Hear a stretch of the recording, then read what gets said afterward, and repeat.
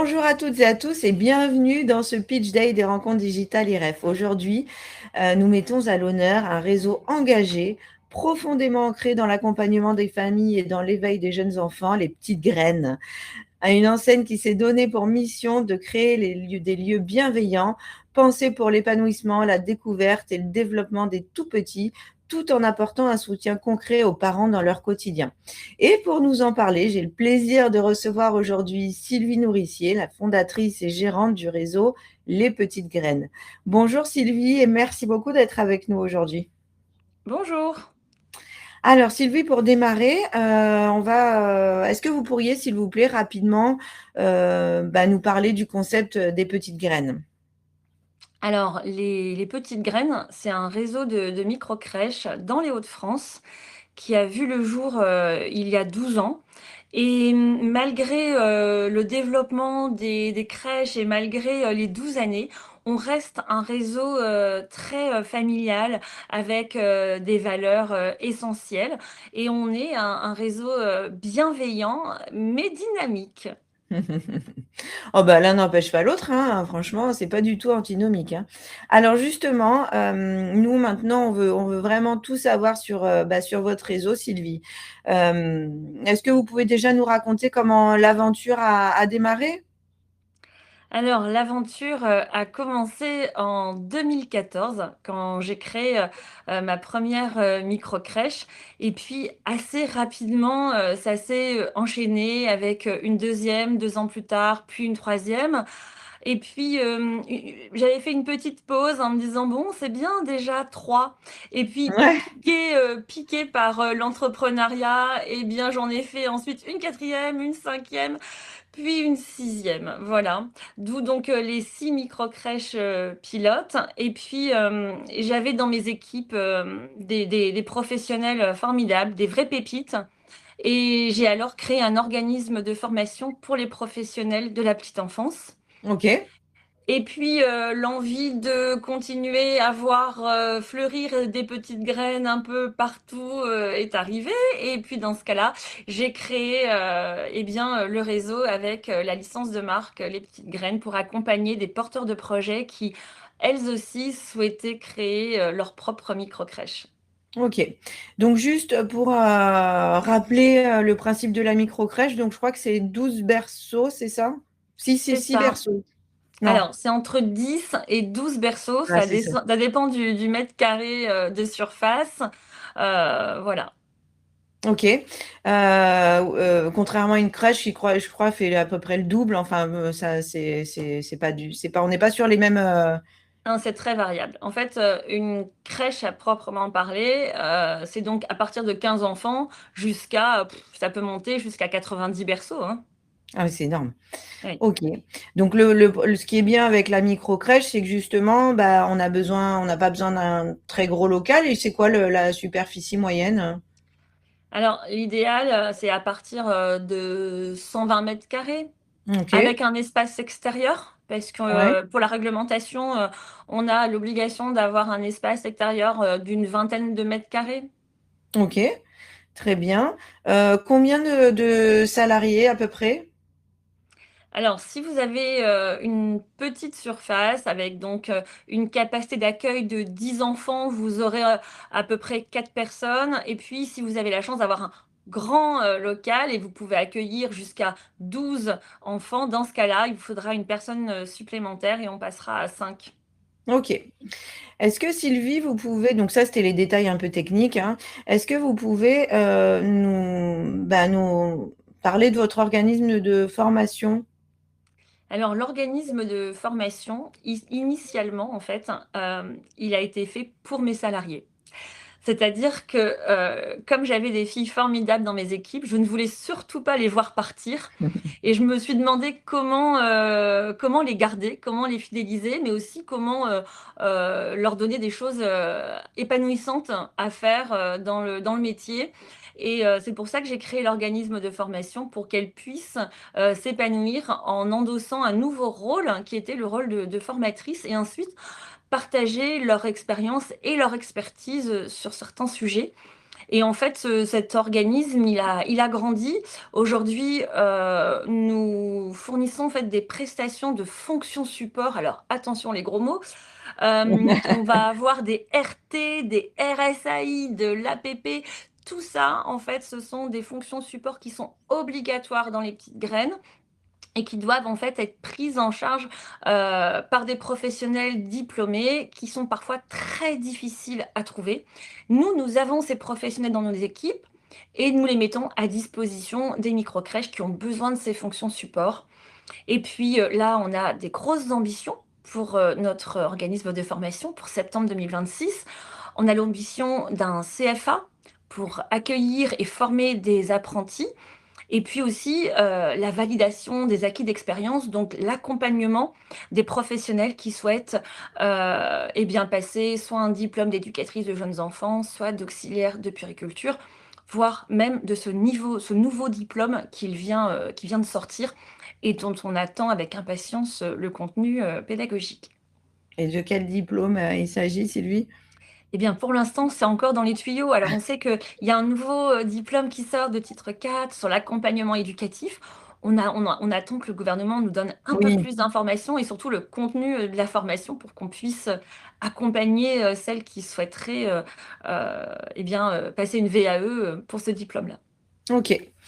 Je crois que vous avez une démarche éco-responsable aussi, c'est un point important chez les petites graines.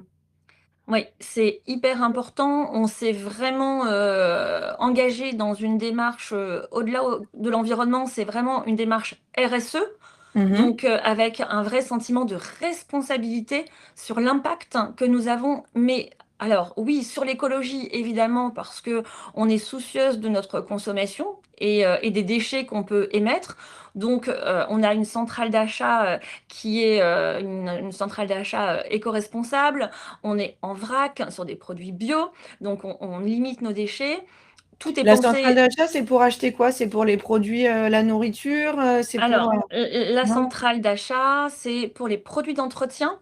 Ok. Donc, ce qui permet d'entretenir, de nettoyer les locaux, mais aussi le matériel. On a aussi des produits, comment dire, qui sont dédiés aux soins de l'enfant, donc l'hygiène, mais aussi l'hygiène des mains des Mhm. professionnels. Et ensuite, on a du consommable et quelque chose qu'on consomme énormément en crèche, les mouchoirs. Et ensuite, bien évidemment, les essuie-mains et le papier toilette qui sont en papier recyclé. Ok. Ok, Donc génial.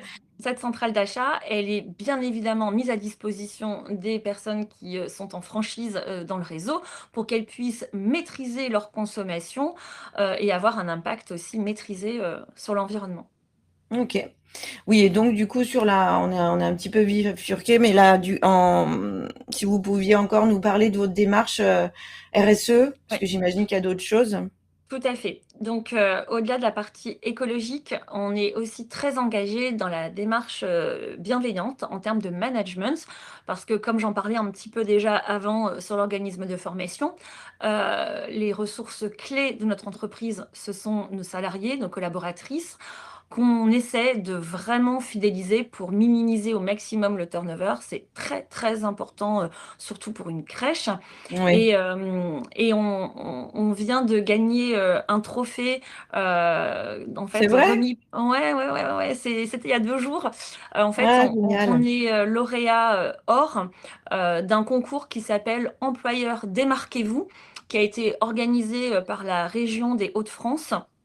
Et on est très fiers de ça parce que ça met à l'honneur notre attractivité, justement, concernant le recrutement de nos collaboratrices. Ah bah bravo, félicitations. Merci. Ok, donc ça, j'imagine que toutes ces trois éléments. Alors l'accessibilité, est-ce que vous pouvez nous détailler un petit peu à quoi vous pensiez, enfin, Oui. quelles actions vous mettez en place pour l'accessibilité? Alors, moi, de formation, je suis éducatrice spécialisée. Donc, Ok. je suis sensible à l'accueil des enfants en situation de handicap dans les structures d'accueil. C'est pas toujours simple, Non. mais il faut vraiment se donner les moyens de le faire avec des partenaires comme des associations de parents d'enfants en situation de handicap, mais aussi des partenaires institutionnels comme le CAMS par exemple, et aussi des professionnels de santé qui peuvent orienter des familles vers nous. La microcrèche, qui est une petite structure qui est très ritualisée, et je trouve un modèle plutôt bien fait pour des enfants qui ont besoin de repères dans le temps, dans l'espace et aussi de repères affectifs, encore plus que les autres peut-être. Et c'est vrai que la Mhm. microcrèche, quand on a cette démarche-là, elle est hyper adaptée à l'accueil de ces enfants. Oui, bah, c'est sûr que le fait que ce soit petit, que effectivement, comme vous dites, c'est très ritualisé, et que du coup, bah, en fait, il y a presque une personne, enfin, je veux dire, il y a une adulte, enfin, un adulte s'occupe de un ou deux enfants, en fait, d'après ce que mes Alors, calculs, c'est ça? ouais, ça va au-delà de ça. C'est-à-dire que dans le cadre de ce management bienveillant dont on parlait tout à l'heure, nous avons l'objectif de ne pas changer les plannings des collaboratrices. C'est-à-dire que toutes les semaines, elles ont le même planning. Donc, un enfant qui vient tous les mardis matins sera accueilli par les mêmes Toujours la personnes même tous les personne, mardis ouais. matins. Mm. Et ça, c'est vraiment important. C'est important, ouais, c'est vrai. C'est vrai, c'est vrai. Ok, très bien. Donc voilà, la bienveillance, tout le côté éco-responsable et l'accessibilité, ça fait vraiment partie de l'ADN et des valeurs des petites graines. Tout à fait. Ok.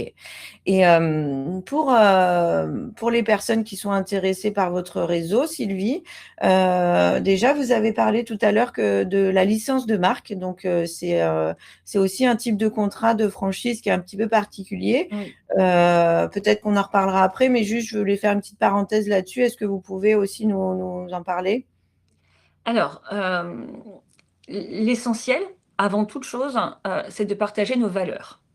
C'est-à-dire qu'on va s'inscrire dans une même démarche et évidemment, nous avons besoin que nos franchisés partagent ces valeurs pour marcher avec nous vers plus de bienveillance, plus de responsabilité écologique. Mais ce n'est pas tout, parce qu'en fait, ces valeurs, elles portent aussi notre réussite. Mhm, bien C'est-à-dire sûr. que c'est la réussite de l'image de marque de notre réseau, mais c'est aussi la réussite financière, de fonctionnement et de management. On part d'un principe simple, les 3 E. C'est-à-dire que notre démarche, il faut qu'elle soit écologique, économique et efficace. Si ça ne fonctionne pas avec les 3 E, alors ça ne marche pas. Et pour ça, c'est vrai que nous avons une charte exigeante de qualité. Ensuite, une fois que nous nous assurons que le candidat et nous partageons les mêmes valeurs, alors là, on va discuter projet. Et c'est seulement à partir de ce moment-là qu'on va parler projet et on va voir ensemble comment intégrer ce que la personne a en tête, comment elle se projette à la tête de sa microcrèche dans le réseau. Ok. Et du coup, notre contrat en licence de marque, pourquoi vous avez choisi ce type de contrat? Alors, en fait, au début, j'étais partie sur une idée d'un contrat de franchise pur et simple. Et, et en fait, j'ai compris que une franchise, c'était la transmission d'un savoir-faire. C'est la définition de la franchise. Tout à Et en fait. fait, je considère que quand on est dans le service à la personne et encore plus dans l'accueil d'enfants et de familles, est-ce qu'on parle vraiment d'un savoir-faire? Ou Ou d'un est-ce qu'on savoir-être. parle, voilà, exactement, ou parle-t-on de valeurs qu'on décèle dans un savoir-être? Et il n'y avait pas de mode opératoire pour le savoir-être. Et donc, j'ai dit, OK, la franchise, c'est pas ça. C'est pas ça qui va me correspondre. Et puis, il y avait quelque chose quand même d'assez verrouillé pour moi dans un contrat de franchise avec beaucoup de contraintes, beaucoup d'obligations et finalement peu de marge de manœuvre pour un futur gestionnaire. Moi-même, je suis assez libre, assez indépendante et je me suis dit que j'avais peut-être envie d'attirer des gens qui me ressemblaient pour travailler avec moi et un contrat de licence qui laisse plus d'autonomie, Oui, tout à fait. Voilà, eh bien, ça lui permet aussi de laisser part à sa créativité et encore certainement plus de maîtrise de son métier et de sa structure. Et, ça me laisse à penser qu'il sera encore plus en responsabilité et en maîtrise de sa crèche et de ce qui va y passer. Ouais, ouais. OK. Alors justement, quel type de candidat vous recherchez? Quelles sont les qualités qu'il doit ou qui serait bien qu'il ou elle ait pour s'épanouir pleinement avec les petites graines? Alors, comme vous l'avez compris, on ne cherche pas un profil particulier. C'est-à-dire que nous n'avons pas d'exigence en termes de diplôme ou de formation, parce qu'on est bien sur un savoir-être initialement. Donc voilà, par contre, c'est un métier passion, on va pas se le cacher. Donc il faut être, animé profondément, par ce métier, que ce soit, la gestion d'entreprise, l'entrepreneuriat de manière globale ou la petite enfance. Mais en tout cas, il faut vraiment être animé.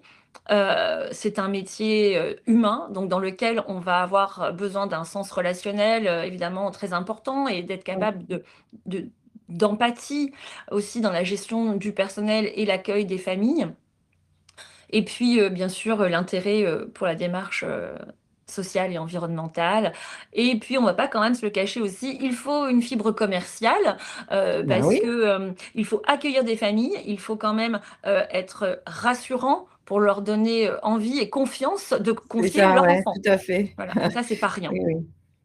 Oui, ça, je pense que c'est primordial dans la microcrèche, justement, c'est inspirer confiance parce que les parents, ils vous confient leur vie, quoi, finalement, hein. Tout à fait. OK. Est-ce que donc vous disiez, il n'y a pas besoin de diplôme spécifique parce que le métier de la petite enfance, c'est un métier qui est réglementé? Oui, alors pour travailler en crèche, pour accueillir, les enfants, il faut un diplôme. Pour gérer une crèche, c'est pas indispensable.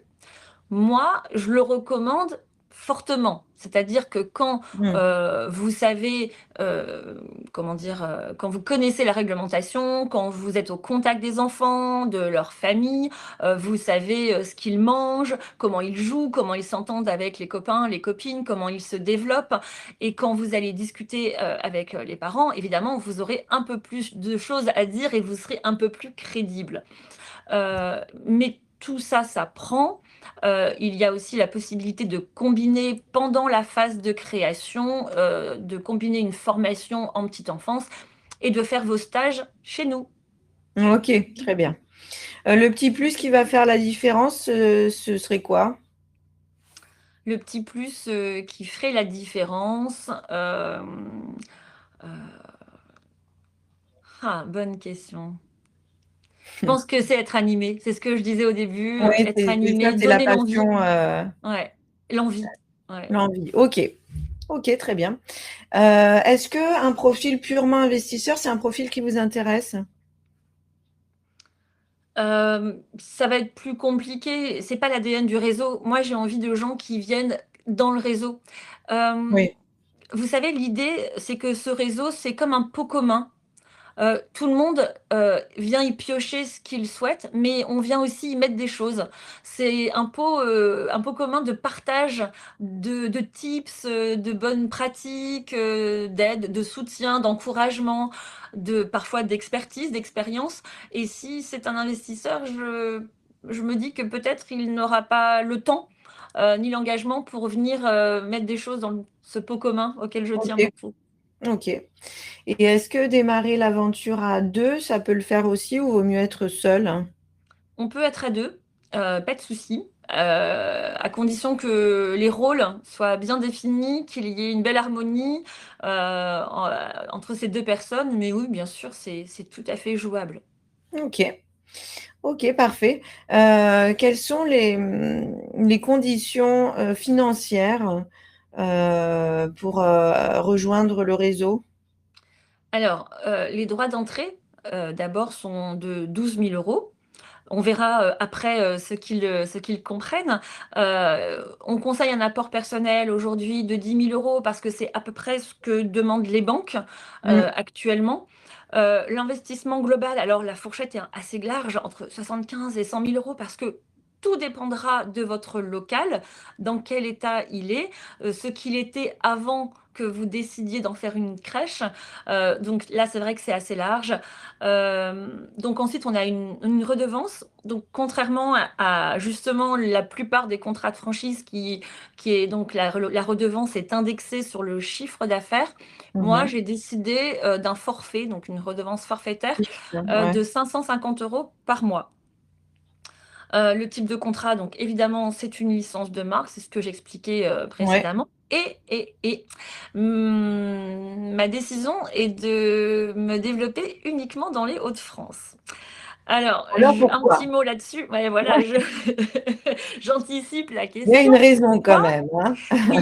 Euh, alors, les Hauts-de-France, c'est ma région. C'est une région que je connais très bien. Je connais les politiques locales menées dans les territoires. Je connais le mode de vie des familles. Je connais en fait les institutions locales. J'ai des partenaires ancrés dans le territoire qui partagent mes valeurs, avec qui on a un vrai plaisir à travailler. Et tout ça, je le construis depuis 12 ans, en Mm. me concentrant réellement sur les Hauts-de-France. Et je pense qu'il n'y aura pas meilleur terrain de jeu pour un franchisé que les Hauts-de-France s'il souhaite créer une micro-crèche dans notre réseau. Ok. Puis aussi, c'est peut-être la volonté d'être proche aussi de vos licenciés. Ah, c'est sûr que en s'éparpillant au national, je vais avoir du mal à continuer à vous dire que nous sommes un réseau de proximité. Mm. Quelque chose auquel je tiens vraiment, c'est ces rencontres en présentiel avec les personnes du réseau. Euh, J'aurais du mal à tenir cette promesse hein, si je me disperse. Ok. Bon, c'est un peu dommage pour les autres, hein, j'ai envie de dire, mais bon, voilà, c'est comme ça, c'est un choix que nous respectons. Voilà, c'est tout à fait louable, hein. Je pense que aussi ça fait partie aussi de votre souhait de conserver aussi cette proximité, puis le fait que ce soit un familial, voilà ce que vous disiez, Mm. d'être proche de vos salariés comme vous êtes proche de vos licenciés. Et c'est le souhait aussi de donner du sens Oui, à tout ce à qu'on fait. fait. Ouais, ouais. Et en tant que tête de réseau, j'ai aussi l'obligation comment dire, de prouver que moi aussi, je suis dans une démarche de proximité. Et si je n'ai pas enfin, si j'ai un discours, mais que finalement je sors Oui, oui, de oui. mes bonnes pratiques, ça va pas être Bah possible. oui, bien sûr, il Je faut vais être manquer en cohérent, hein. crédibilité. Et oui, exactement. Ok.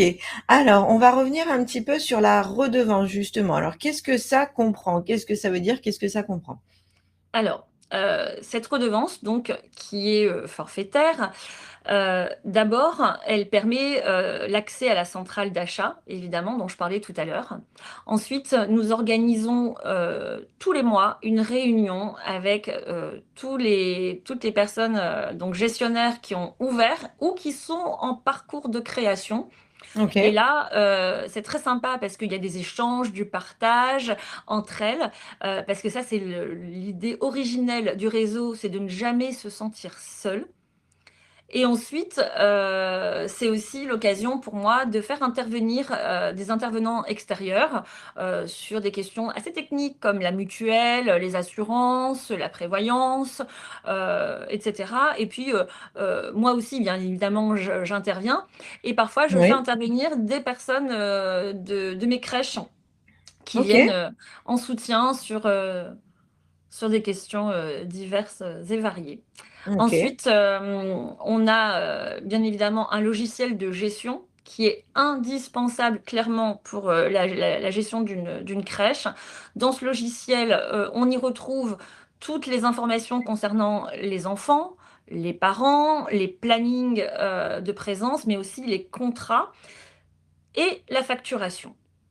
Ok. Et enfin, l'hébergement sur notre site internet, sur lequel on a un flux assez intéressant et qui permet aussi aux parents de faire une demande directement en ligne via le site et qui atterrit automatiquement dans la boîte mail du gestionnaire. Ok. OK, très clair. Et puis il y a aussi, tout l'accompagnement que vous proposez, tout au long de la vie du franchisé. Oui. Alors comment ça se passe justement? Alors, avant, pendant, après, on est toujours là.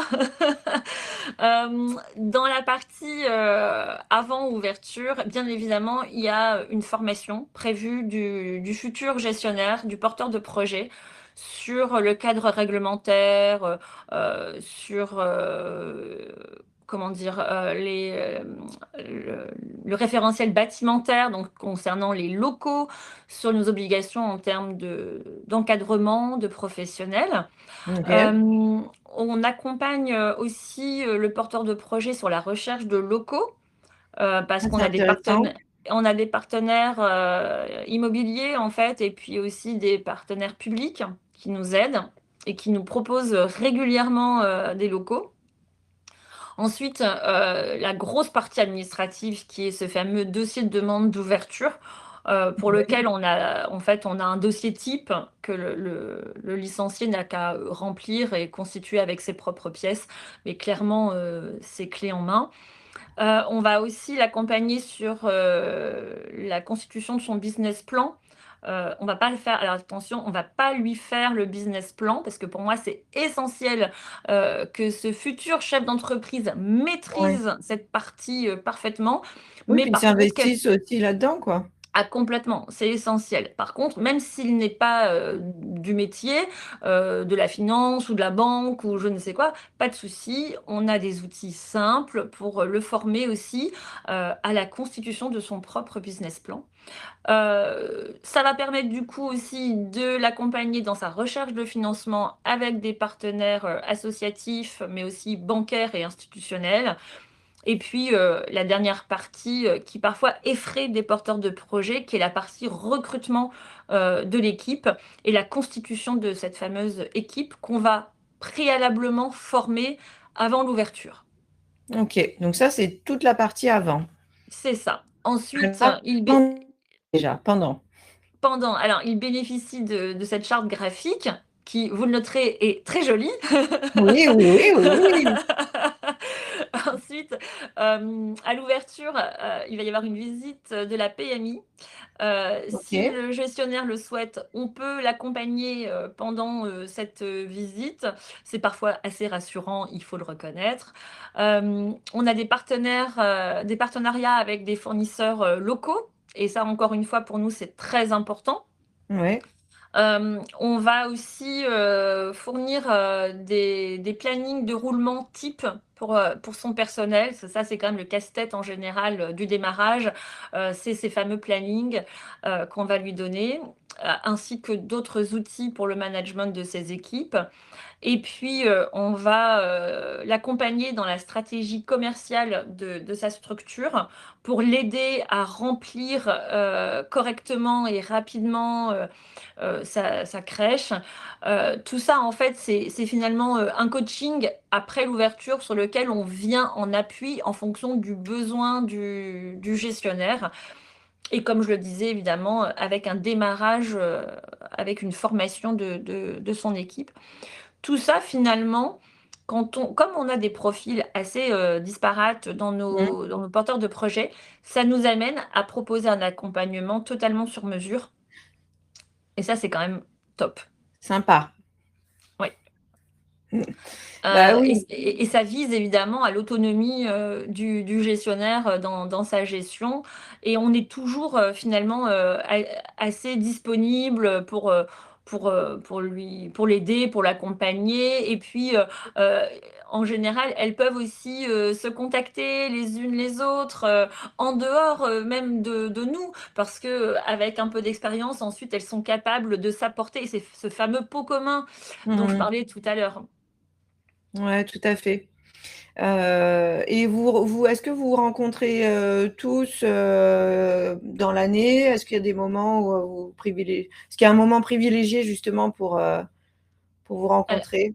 Alors, déjà tous les mois, il y a cette fameuse, Oui, oui. réunion, de coordination. Ensuite, on profite des événements calendaires, pour aussi, se faire, des petits plaisirs. Bon là, le 6 janvier, c'est notre prochaine réunion, donc on je ramène la galette pour la fête des reines, parce que j'ai que des femmes, donc ce sera forcément une galette des reines. Ah bah ouais. Mais voilà, oui, oui, c'est très convivial, et c'est très, très, très sympa. Bon. Eh bien, écoutez, Sylvie, on a fait un petit peu le tour. Il y a encore plein de choses à dire, évidemment, mais en tout cas, il y a déjà un certain nombre d'informations qu'on a évoquées, qu'on a données. Je vous laisse le mot de la fin. Je vous laisse conclure, hein, si vous le voulez bien. Avec plaisir.